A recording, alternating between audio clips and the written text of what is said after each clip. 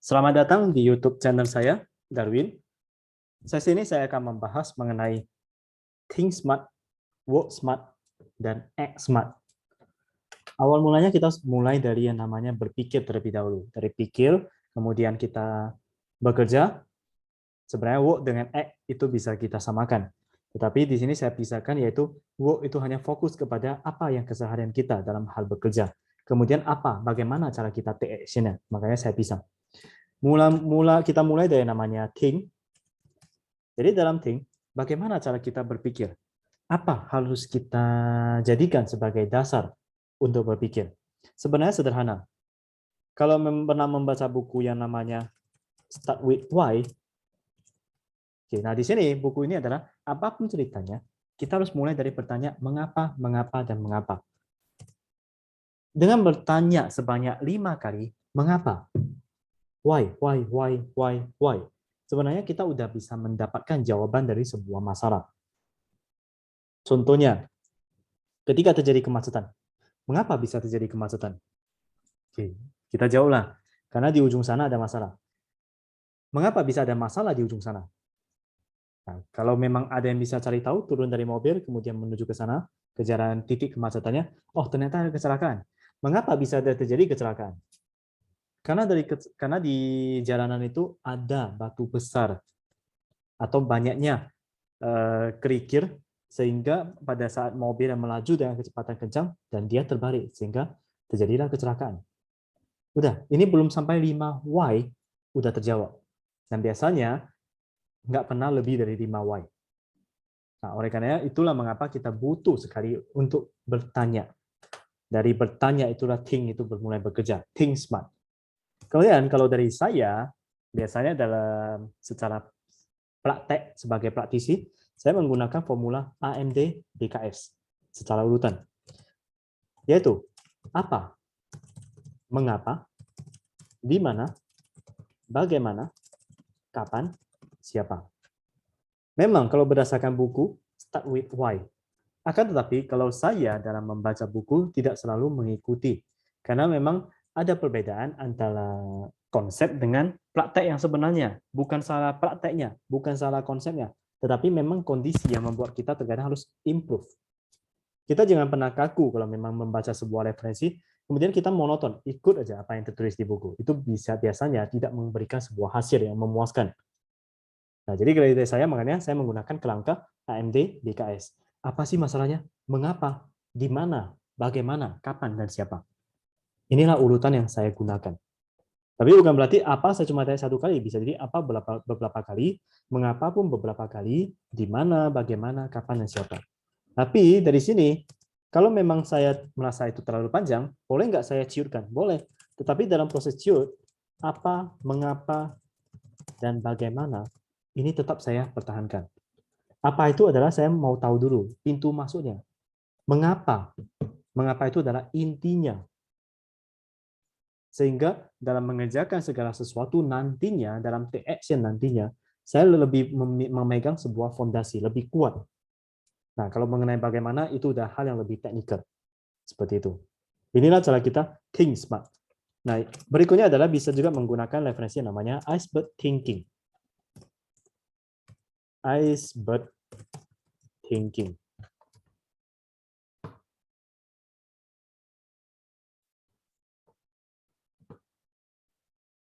Oke. Jadi iceberg thinking ini adalah, ini apa yang terlihat? Biasanya apa sih yang terjadi? Ini yang terlihat dari luar. Sebenarnya di belakangnya itu ada pattern. Apa yang terjadi dari dulu sampai sekarang? Trennya gimana? Apa perubahan yang telah terjadi? Secara struktur, apakah dia mempengaruhi atau biasanya malah relasi? Dan lebih dalam lagi itu adalah masalah mental model. Inilah pikiran kita. Bagaimana orang mengasumsikan, bagaimana orang meyakini, bagaimana value yang ada, yang orang pegang terhadap masalah tersebut, terhadap event tersebut. Dan biasanya selama orang dia nggak masuk sampai ke dalam, sampai ke layernya mental model, dia belum mengetahui inti dari sebuah masalah. Dia tidak bisa menyelesaikan problem tersebut sampai ke akar-akarnya. Karena yang masalah itu adalah di bagian mental model. Contohnya, ada orang yang mempelajari misalnya satu metodologi, dia meyakini sampai itu udah dipercayai, menjadi value bagi dia. Nah, untuk mengubah metodologinya tersebut, karena bukan di sini bukan berarti saya mendiskreditkan metodologi. Metodologi itu semuanya bagus. Tetapi kondisi apa?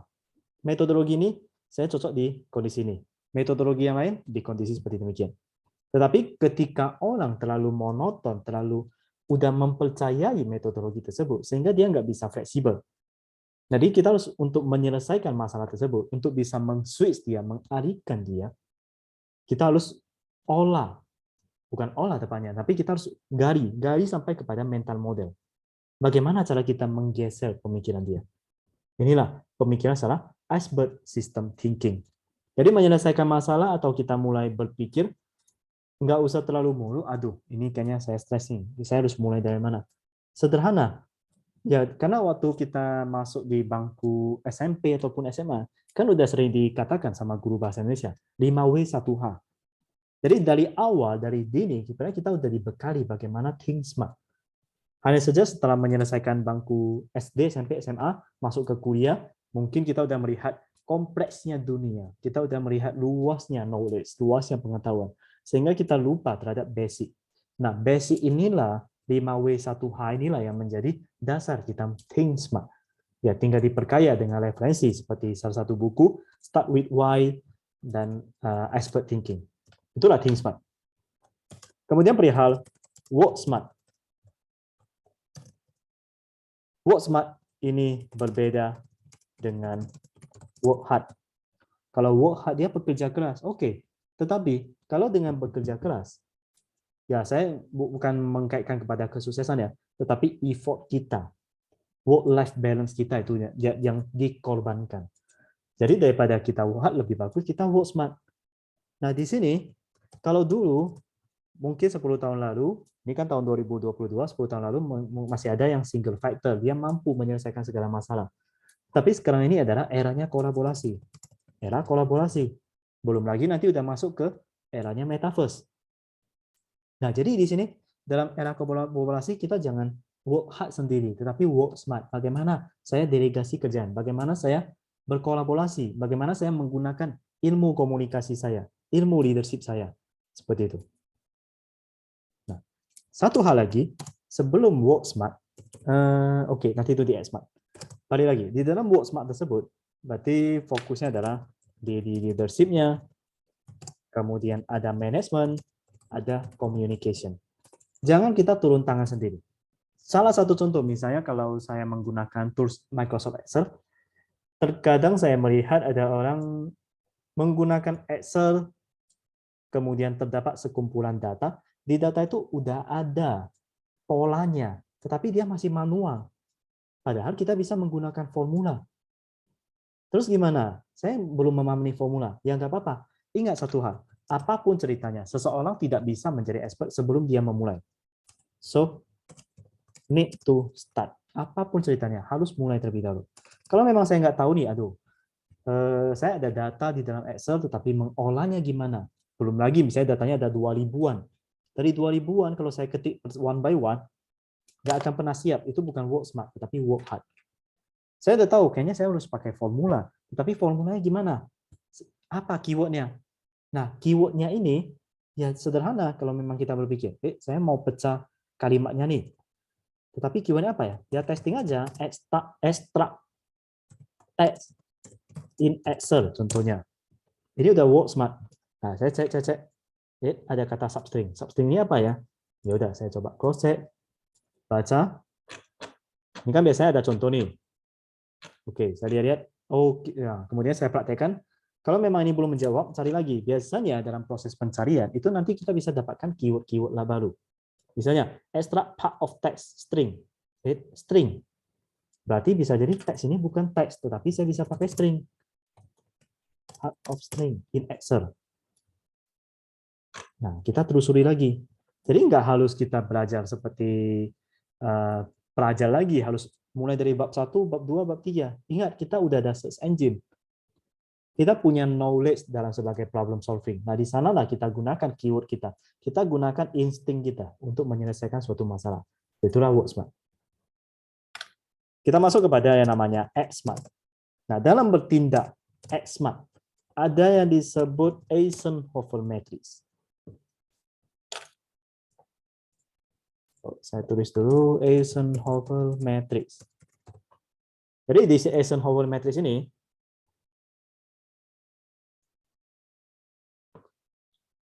ada beberapa kuadran. Kuadran 1, important and urgent.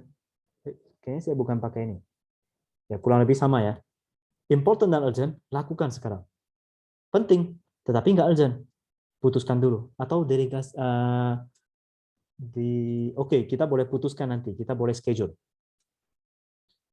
Tidak penting, tetapi urgent. Delegasi segera. Tidak penting, tidak urgent, lupakan. Hapus. Jadi kita menyelesaikan segala sesuatu, to-do list kita, itu pasti akan terus berkembang dari waktu ke waktu, hari ke hari. Jangan semuanya masukkan ke dalam important or urgent. Kalau mau semuanya dilakukan sekarang ini, nggak mungkin. Karena satu hari 24 jam. Saya, Anda, siapapun itu, waktu itu sama, 24 jam. Nggak mungkin semuanya kalau saya masukkan important and urgent. 24 jam itu mau gimana cara selesaikan? Jadi harus kita pilih. Ini kayaknya kuadran 1, ini kuadran 2, kuadran 3. Itulah Eisenhower. Think smart. Maksud saya act smart. Nah, dengan act smart tersebut, terkadang kita harus sebelum bertindak, makanya ada namanya quality time. Quality time di sini. Quality time adalah kita memposisikan diri. Ya, contohnya nonton, kemudian santai, tiduran, itu terkadang butuh. Kenapa? Kita harus melepas dulu semua beban, kemudian kita bisa berpikir secara strategik. Pikirkanlah lebih jauh. Nah, untuk smart mungkin kalau ini udah nggak ada kaitan ya ke dalam ranahnya smart di sini, kita boleh baca referensi namanya Seven Habits. Jadi dari Seven Habits itulah bagaimana kita begin with the end in mind. Bagaimana cara kita berpikir, goal-nya dulu. Setiap perusahaan kan ada visi misinya. Itu dimulai dari visi. Target jangka panjangnya.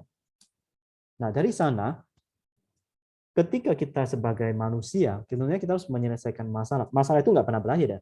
Hanya saja kita melihat masalah itu sebagai masalah, atau masalah itu sebagai peluang. Atau bisa jadi masalah itu sebagai fun, gamification. Kita stres kenapa? Karena kita melihat masalah sebagai masalah. Kita enjoy kenapa? Karena kita melihat masalah itu sebagai fun atau gamification. Itulah mengapa kita butuh quality time untuk refresh kembali setiap harinya. Nah, kalau saya untuk smart-nya gimana?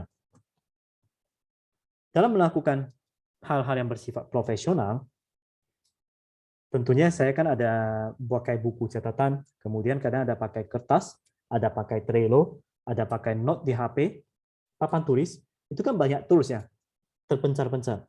Biasanya pada saat saya udah mulai duduk di belakang bangku atau di depan laptop, maka akan segera saya gabungkan semua catatan di dalam Excel. Setelah digabungkan kan banyak. Gimana cara memulainya? Ya, tentunya saya nggak lupa dengan Eisenhower. Kemudian yang kedua adalah, dari demikian banyak itu, dan dikaitkan pada Eisenhower, saya akan pilih per 1 minggu saya mau kerjakan apa. Saya pindahkanlah ke dalam Trello. Setelah dipindahkan, Excel itu saya nggak buka lagi. Apapun ceritanya, saya harus confident. Saya harus yakin, saya harus konsisten. Fokus kepada Trello tersebut. Nah, dari Trello itu sudah saya kerjakan, kemudian saya ukur. Ingat, pengukuran itu penting ya untuk act smart. Pengukuran. Sehingga saya tahu kemampuan saya itu sampai mana. Kalau misalnya saya tidak pernah mengukur kemampuan diri sendiri, berarti saya nggak pernah improve. Jadi bukan hanya di bangku sekolah aja, matematika ada arah ukurnya. Dalam skripsi, dalam tesis, dalam disertasi itu semuanya kan ada arah ukur. Bahkan dalam kehidupan, dalam keseharian, kalau memang kita terbiasa dengan melakukan pengukuran, kita udah selangkah lebih ke depan. Nah, beginilah cara kita think smart, work smart, dan act smart. Dan sebagai catatan, jangan pernah malas untuk belajar. Selalu budayakan belajar. Nah, di sini saya ada referensi dalam proses belajar. Kalau mau belajar dari sisi akademisi, biasanya ini dari saya ya, saya menggunakan EDX, Coursera atau Udemy. Kalau referensinya untuk dari sisi praktisi, bisa gunakan Lynda, Masterclass atau TEDx. Jadi budayakan membaca. Ini memang nggak dibatasi di sini aja ya. Bisa baca jurnal, bisa baca e-book. Yang penting adalah baca. Dan dalam hal membaca tersebut, kita harus melihat apakah bacaan tersebut memang sesuai dengan case kita. sesuai dengan apa yang mau saya naikkan kompetensinya.